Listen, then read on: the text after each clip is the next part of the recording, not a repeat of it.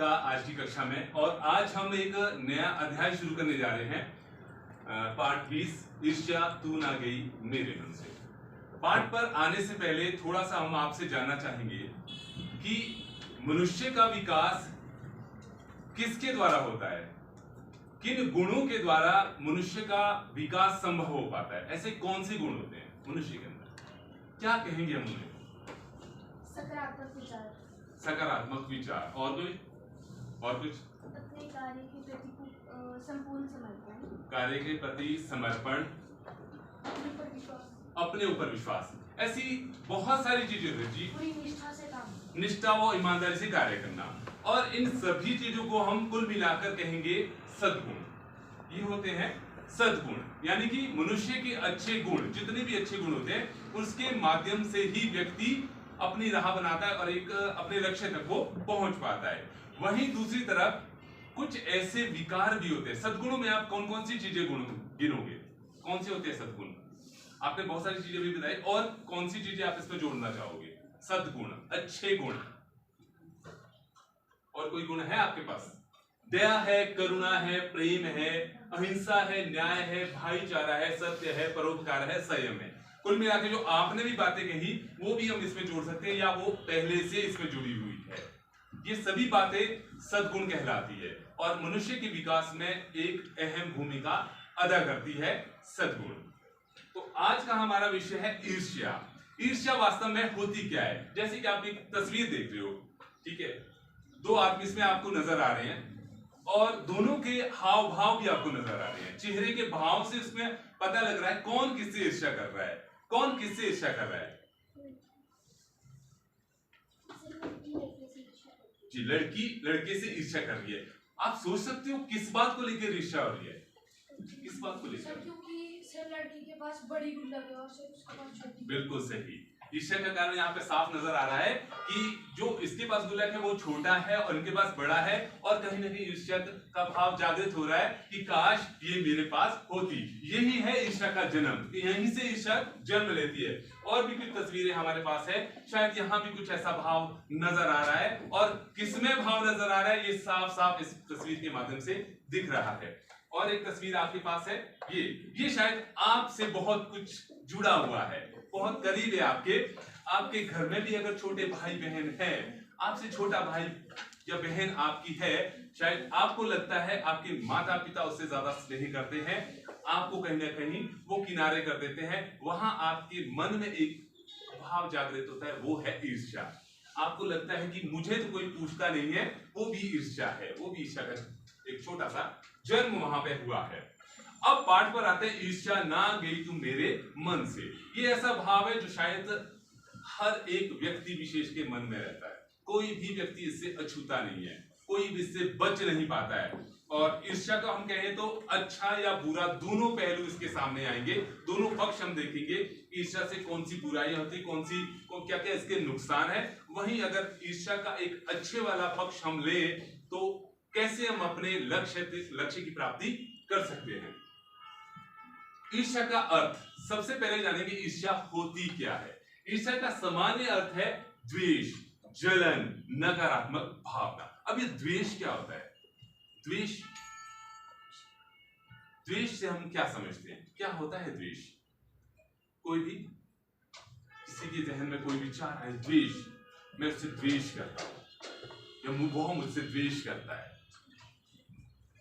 जलन की भावना जागरूक होना कि उसके पास मेरे से ज्यादा है और मेरे पास उससे कम है। चलो, किसी वस्तु विशेष को लेकर उसके मन में एक द्वेष जागृत होना, घृणा का भाव जागृत होना, वही आगे फिर जलन को आपके मन में उत्पन्न करती है। जलना किसी विशेष वस्तु विशेष को देखकर, अपने से बेहतर उसको मानकर, छोटी छोटी बहुत सारी बातें हो सकती है जिसको लेकर आपके मन में जलन पैदा हो सकती है। वहीं तीसरा पक्ष इसका है नकारात्मक भावना, यानी कि बुरे विचार हमारे मन मस्तिष्क में घर कर जाते हैं। बुरे विचारों के अंतर्गत हम कौन कौन सी क्रियाएं करने लग जाते हैं वो हम जानेंगे आगे। और ईर्ष्या, जब ईर्ष्या आपके मन में जन्म ले लिया, ईर्ष्या आपके मन में बस गई, तो उसके बाद का जो अगला चरण रहता है वो रहता है निंदा। वो व्यक्ति जो ईर्ष्यालु होता है वो निंदा करना शुरू कर देता है। निंदा किसकी करेगा? जिससे वो ईर्ष्या करता है। और ईर्ष्या की बड़ी बेटी के रूप में, बड़ी बेटी या बहन क्या कहेंगे हम, बड़ी बेटी के रूप में निंदा को कहा गया है। निंदा क्या होता है, किसी की बुराई करना, जिससे हम ईर्ष्या करते हैं जब हम उसका कुछ भी नहीं कर सकते, वो हमसे बहुत आगे है और निरंतर विकास कर रहा है और हम उसका बराबरी नहीं कर पाते, ना ही हम उस ओर ध्यान देते हैं कि हमने भी अपना विकास करना है, तब हम एक बड़ा ही घृणित, एक बहुत ही बुरा रास्ता अपनाते हैं, वो है निंदा का। निंदा के माध्यम से हम उसकी बुराई करने लग जाते हैं। और बुराई किसके पास करते हैं, किसके पास बुराई करेंगे, अन्य लोगों के पास, समाज के दूसरे लोगों के पास, अपने मित्रों के पास, जो भी आपके, जिनसे आपका संबंध रहता है, जिनकी आपकी बातचीत होती है, उन लोगों के सामने आप उस व्यक्ति को नीचा दिखाने का प्रयास करते हो, उससे आप उनकी बुराई करना शुरू कर देते हो, तो वो है निंदा। और निंदा के कारण क्या होता है, निंदा जब आप लगातार करते हो उसके बाद होती है मन में चिंता का भाव जागृत होता है। और चिंता को किसके समान बताया गया है, चिता के समान। चिंता को चिता के समान बताया गया है, अर्थात जो व्यक्ति चिंतित रहने लग जाता है वो बहुत जल्द चिता पर पहुंच जाता है, ऐसा माना गया है। और ये कारण इसका क्या हुआ, ईर्ष्या, और ईर्ष्या के कारण निंदा, निंदा के कारण चिंता। चिंता के कई कारण हो सकते हैं, लेकिन यहां पर एक विशेष कारण दिया गया है, निंदा। अब इसके दुष्परिणाम कि इसके प्रभाव क्या होते हैं, क्या क्या हानियां इसकी हो सकती है।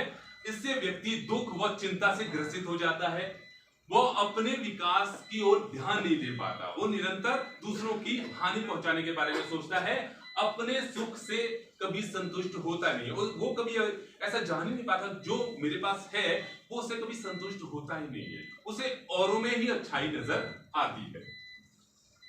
अब विद्वानों का मत, ईर्ष्या को लेकर बहुत सारे विद्वानों ने अनेक बातें कही है। सबसे पहले ईश्वर चंद्र विद्यासागर बहुत बड़े शिक्षाविद रहे हैं, और उन्होंने कहा है कि जिसकी भलाई आपने सबसे ज्यादा की हो वही आपका सबसे बड़ा निंदक होता है, जिसका आपने भला चाहा हो वही आपकी सबसे ज्यादा, यानी कि आपका सबसे करीबी। और दूसरा, निश्चय के अनुसार निंदक उन बाजार की मक्खियों के समान है जो आपके आसपास भिन भिन आती रहती है, मतलब गंदगी से भरी हुई ऐसी मक्खियां।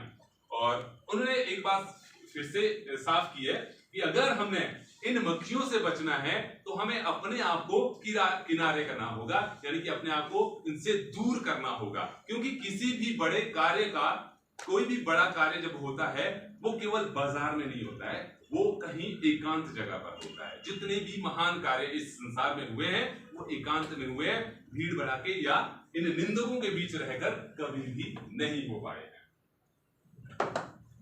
अब इससे बचने के उपाय कि हम बचें कैसे, इस ईर्ष्या से, इस निंदा से, इस चिंता से, जितने भी अवगुण आए इनसे हम अपना बचाव कैसे करें, कैसे दूरी बनाएं। ये भाव सबके मन में आते हैं, ऐसा नहीं है कि हम इससे अछूते हैं, सबके मन में आते हैं, लेकिन उससे बचे कैसे।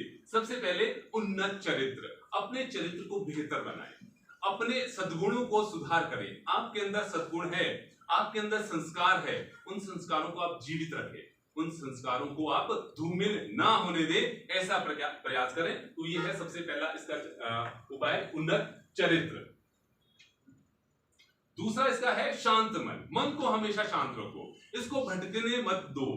उसने वैसा किया, उसके पास वैसा, उसके पास वैसा है, इस चिंता में ना रहो। जो हमारे पास है उसमें ही अपने आप को संतुष्ट रखेंगे तो आपका मन हमेशा शांत रहेगा और हम ईर्ष्या से बच पाएंगे। तीसरा इसका उपाय है निर्मल हृदय, यानी कि अपने हृदय को स्वच्छ रखना है, निर्मल रखना है। किसी के प्रति भी बुरे विचार मन में ना आए, किसी के बारे में बुरा सोचना ही नहीं है। जब हम किसी के बारे में बुरा नहीं सोचेंगे तो निश्चित रूप से सामने वाला भी हमारे बारे में कोई बुरा नहीं सोचेगा। तो ये अच्छा उपाय है ईर्ष्या से बचेगा। और अंतिम इसमें है मानसिक अनुशासन। मानसिक अनुशासन क्या होता है, हम जरा सी बात पर हमारा दिमाग भटकने लग जाता है, हम सोचने विचारने लग जाते हैं, किसी की बातों में आकर हम किसी के बारे में गलत विचार, गलत धारणाएं मन में बना लेते हैं। तो इसके लिए जरूरी है कि मानसिक अनुशासन होना बहुत जरूरी है। अगर ये सभी बातें आपके पास है, अगर इन चीजों को आप अपने मन में धारण कर सकते हो तो निश्चित रूप से ईर्ष्या आपसे दूर रहेगी। आप किसी के प्रति आपके मन में ईर्ष्या का भाव जागृत ही नहीं होगा। अब कुछ प्रश्न है जो मैं आप लोगों से पूछने जा रहा हूं और कोशिश करना कि आप में से उत्तर देने की कोशिश करना, कितना करीब करीब आप जा सकते हो इन उत्तरों के। जो भी हमने अभी तक जाना समझा पढ़ा उसी पर आधारित ये प्रश्न। पहला प्रश्न है, ईर्ष्या से क्या तात्पर्य है? किसे कहते हैं ईर्ष्या? ईर्ष्या होती क्या है? अभी हमने उसके बारे में जाना जी। किसी के चरित्र से थोड़ी ईर्ष्या करना यानी जलन करना। अच्छा, किसी के मतलब किसी को सोच, किसी को देखकर, किसी के विषय में जानकर उससे ईर्ष्या करना, ये है ईर्ष्या का अर्थ। और भी हमने कुछ विशेष बातें बताई थी। हमारे पास जो कुछ भी है उससे असंतुष्ट रह के दूसरों के पास है उनसे जलना और उनको अपने ये समझना कि उनके पास हमसे ज्यादा है और हमारे पास हमेशा कम है। ठीक है, जो भी दूसरे के पास है वो आपको कहीं ना कहीं अपने से बेहतर लगता है, अपने आप में कमी महसूस करना, वो है ईर्ष्या का भाव जी। अपने विकास पर ध्यान न देना और जिससे हम ईर्ष्या करते हैं उस पर ध्यान देना कि उसे कैसे नीचे गिराया जाए, उसे कैसे हम उस फील्ड से कैसे नीचे गिराया जाए। अपने विकास पर हम चाहे जितना नीचे गिरे अपने पे ध्यान दें, औरों पर ध्यान दें कि वो कितना आगे बढ़ रहा है, उसको नीचे कैसे गिराना है, उसको सबके सामने उसको बुरा बताना। ये है ईर्ष्या, औरों को कहीं ना कहीं उनके स्तर से नीचे गिराना। आपने कुछ बताना?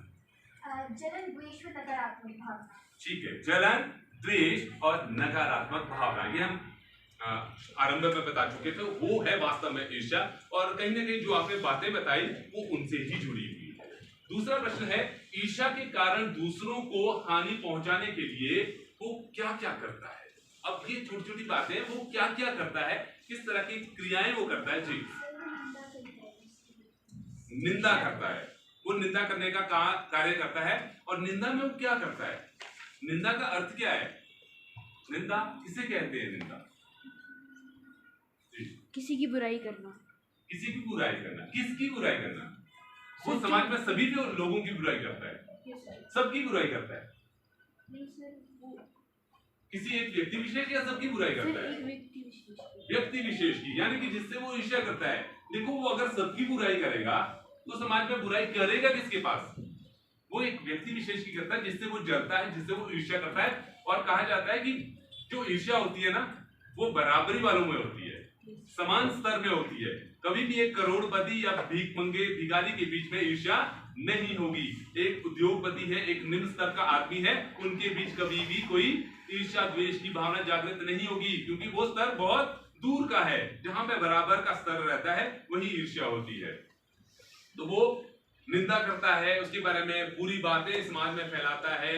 और कहते हैं कि जो ईर्ष्यालु लोग होते हैं वो एक चलती फिरती जहर की गठरी के समान होते हैं, जो इस समाज को दूषित करते रहते हैं।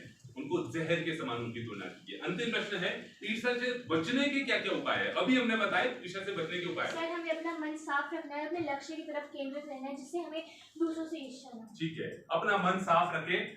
जी मानस। हमें मानसिक अनुशासित होना चाहिए। मानसिक रूप से अनुशासित रहना है, तब भी हम अपने आप को कहीं ना कहीं ईर्ष्या से बच सकते हैं। हृदय निर्मल रखें, निंदा ना करें, अपने संस्कारों को जागृत रखें। सर, अपने मन को हमें अच्छा रखना चाहिए, ये नहीं सोचना चाहिए कि इसके पास तो ये है, मेरे पास है नहीं। हमें अपनी चीजों को सबसे अच्छा मानना चाहिए। ठीक है, बहुत अच्छे। जो हमारे पास है उसमें ही हम संतुष्ट रहें, उसको ही सबसे अच्छा माने रखें।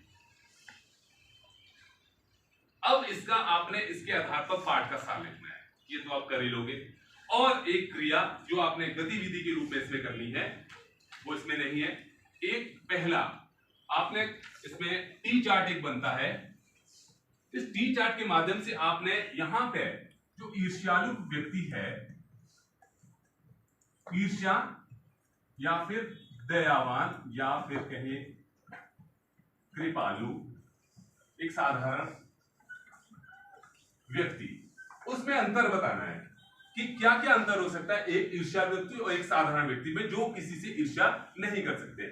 आपके अनुसार क्या अंतर हो सकते हैं? क्या क्या अंतर सुझाएंगे आप? सर, हम अपनी तरफ से अपनी तरफ से आप बता सकते हो। जो आपको लगता है कि ईर्ष्या जो करता है व्यक्ति वो कैसा होता है, उसके भाव कैसे होते हैं, उसके मन में किस तरह के भाव होते हैं, और एक आम आदमी जो जिसका किसी से लेना देना नहीं है, जो एक साधारण जीवन जी रहा है, सबको समान रूप से समझता है, उसमें क्या अंतर हो सकता है, ये आपने खुद से तैयार करना है। इसको टी चार्ट के रूप में बनाना है, और एक और आपने गतिविधि के रूप में बनाना है, वो है आपके पास, जिसको हिंदी में कहें तो कछुआ प्रणाली और क्रैब विधि भी इसको कहते हैं। कछुए की तरह उसको बनाया जाता है, जिसमें हम या तो इसके कठिन शब्द लेते हैं, जो बहुत सारे कठिन शब्द इसमें आए हैं, या उन कठिन शब्दों का समान अर्थ भी हम लिख सकते हैं। इसको कछुए के रूप में आपने बनाना है, और मतलब बॉक्स आपके पास बनने वाले हैं, अनेक तरह के बॉक्स आपके पास बनेंगे। इसमें आप समानार्थी, पर्यायवाची, सभी तरह के अर्थों को आप लिख सकते हो। ये आपके पास अलग तरह का चार्ट बनेगा, और इसको आप कछुए का रूप दीजिएगा और बहुत सुंदर ये बनेगा। और कठिन शब्द जितने भी आए, यहाँ एक अच्छे सद्गुण की हम बात करें, यहाँ पे सद्गुण लिखा, और जितने भी मानव के अंदर के सद्गुण होते हैं, उन सद्गुणों को आप यहाँ पे लिख सकते हो। और ये दो आपके पास गतिविधियां जिसको आपने करना है, एक टी चार्ट हो गया, और एक आपने ये कछुआ प्रणाली बनानी है, जिसमें आप सद्गुणों को लिखोगे। उसमें आपने दो अंतर बताने हैं, ईर्ष्यालु व्यक्ति और एक अच्छे आदमी में, जो सबके बारे में अच्छा सोचता है, जिसकी विचारधारा सबके लिए अच्छी है। तो ये था हमारा आज का पाठ, और उम्मीद है आपको अच्छे से समझ आया होगा, और अच्छे से इस पाठ को करें, लिखें, और अपने कार्य को भी आप अच्छे से करें। धन्यवाद।